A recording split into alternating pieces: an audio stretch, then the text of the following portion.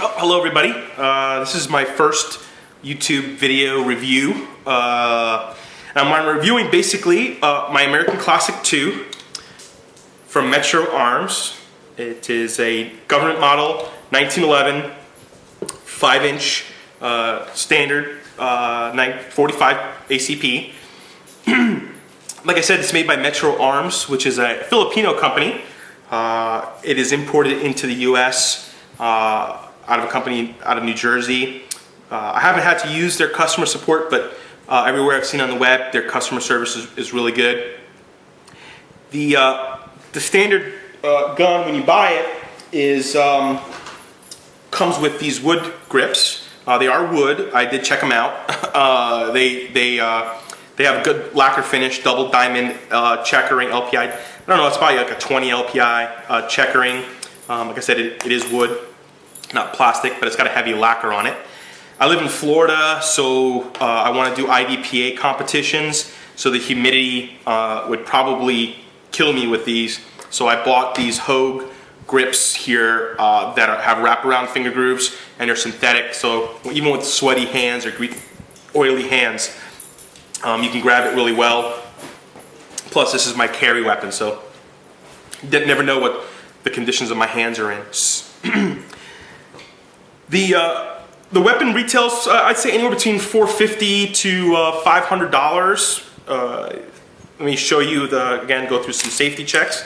It is safe, as you can see. There's no round, there's no magazine. Go again, just to make sure. Again, nothing in the chamber. And pull that. So, what does the gun have? Well, for the money, it has a lot, actually. Let's start from the top here. So, Novak type front sights. You can see they're dovetailed there. I'll move it up a little closer to the camera. Dovetailed, Novak type, adjustable, I guess for windage, but not too much.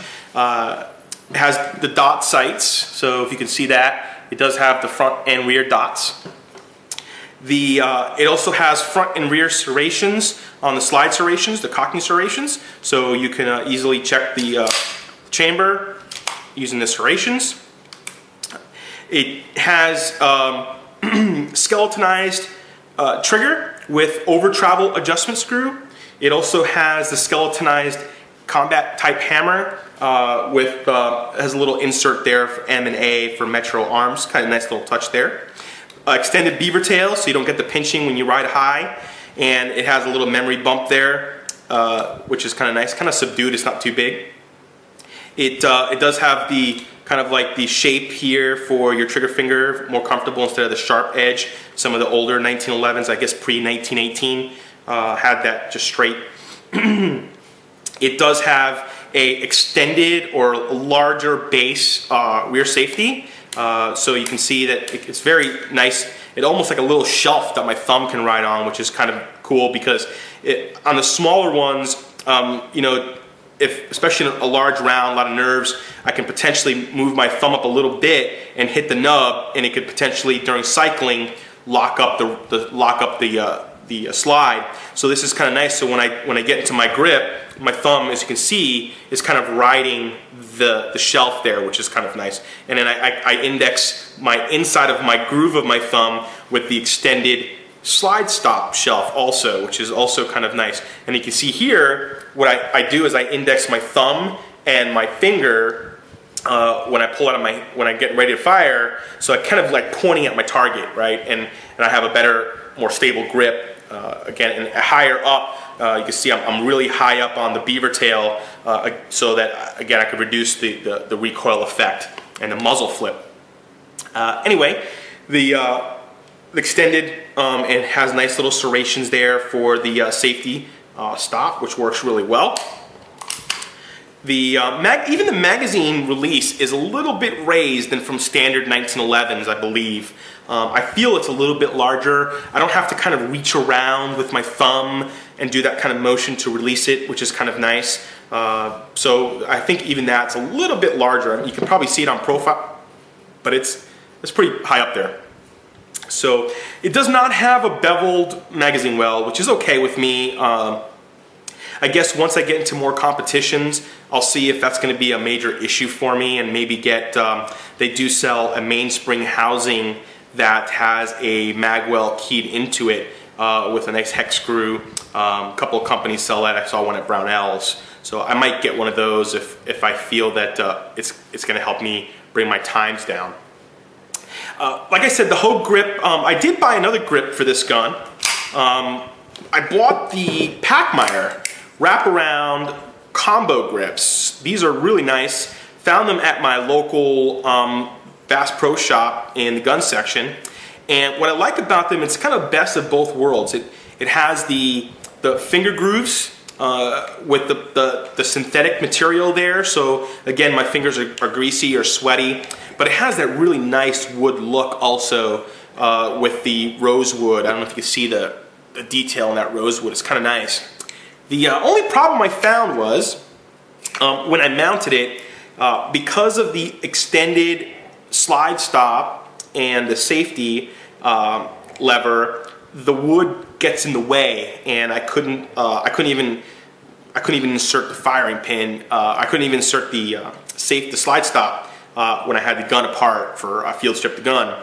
So what I did was I took the slide stop out, put the grip on, put the slide step back on until it sat against the wood where it would be, but just not fully engaged. And then I used a little scoring tool to score where I'm going to have to Dremel this down a little bit to make a recess to put that in there. So that's my little weekend project. I'll work on that. Excuse me.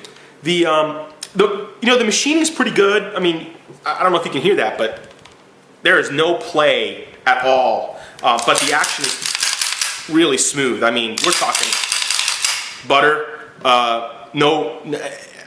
It's just amazing how really sharp this weapon is for the price point. I'm talking again anywhere between $450 to $550 depending upon where you go and what territories you live in. But for a foreign-made weapon, probably using molded injection metal or MIM, it's really just a solid piece of machine. That's what really kind of brought me to it. I was actually shopping for a Taurus 1911, PT 1911, and I felt that there was a lot of play in the slide, and for all these little extras, I would have to pay a lot more for a better gun, for another name brand type weapon. So I wasn't too upset. It has a regular standard guide rod, not the full length guide rod, which is okay with me. I have no problem with that. Maybe for competition later on, once I get a little bit better, I might switch it out. But and I'm probably going to switch this out for a fiber optic front sight sooner or later too. But for now, I'm just going to paint this little orange there with some fire red or fire orange enamel or something like that paint from the hobby shop. The trigger pull is not too bad. When I first picked up the gun and I took it out to the range, I felt probably, I don't know, it was probably over 6 pounds. It's down to about 4.5 pounds now with some break-in, and it just breaks glass really smooth. I'll show you my targets in a minute of my range time today. It has about 500 rounds through it already. It does have a nice polished ramp and throated chamber on the barrel, which is kind of nice too. So a lot of the stuff that would be custom work, it's already taken care of for you, which is kind of nice here too. The only problem I had was the magazine here. So it comes with an ACT mag, which is a pretty good name brand, Italian-made magazine, metal follower, pretty good spring tension. It's stainless steel, plastic base pad. The only problem I had with it is when I first picked up the gun, I loaded it up to the full 8, and that first round would get stuck feeding, and I didn't feel very comfortable. So I loaded to 7, it would work no problem. I put different rounds through it, round nose, flat nose, jacketed hollow points. It all worked once I loaded to 7, but 8 was finicky. So ever since then, I've just been loading it to 7 and kind of just sacrificing, kind of doing more research on why this would happen. Then I read online that maybe it's either one of two things. Either these magazines, the catch slot is a little bit too low, so the mag is not fully engaging into the chamber to feed the bullet properly directly in, or the actual mag catch on the magazine release is a little bit too low. And they sell other ones that you can get. Supposedly the Colt one and a couple others ride about 2/10 of an inch higher, and that helps it seat a little bit higher up. I've also heard that Wilson mags have a tendency to ride higher up, so that might help.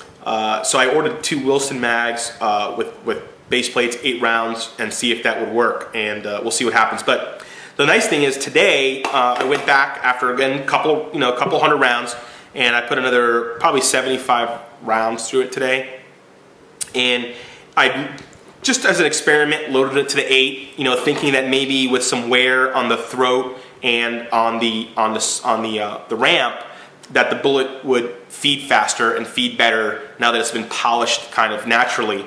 And lo and behold, I loaded up to 8 about 5 times and no problems. So I think that's all it really was. I think it was just too new, and it needed to go through a break-in period to get that done. So it's my carry gun, so I didn't feel comfortable loading it to 8, and hopefully, God forbid, I'm in a defensive situation or a tactical situation, and my first round doesn't load. So that not a good feeling. Anyway, went to the range today. Trying to get some video at the range, but I was in an indoor range.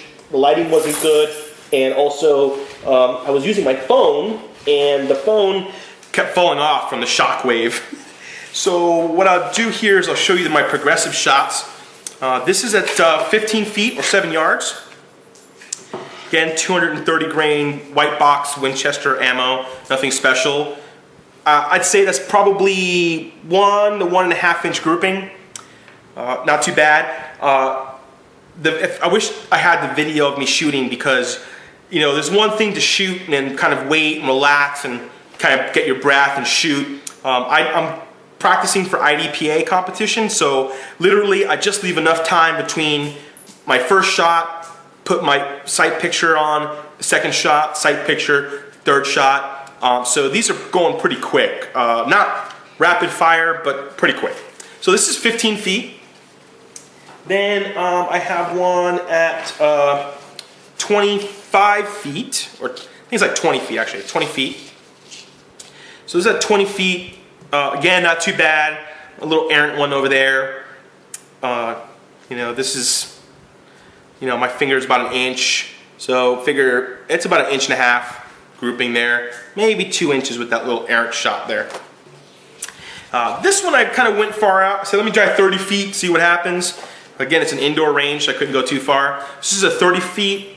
Started, I don't know what happened there. My first couple of shots drifted a little low. Then I adjusted again, got a little bit closer there. So I'm gonna say probably a 3 inch, 2 3/4, 3 inch group there, which isn't too bad at 30 feet.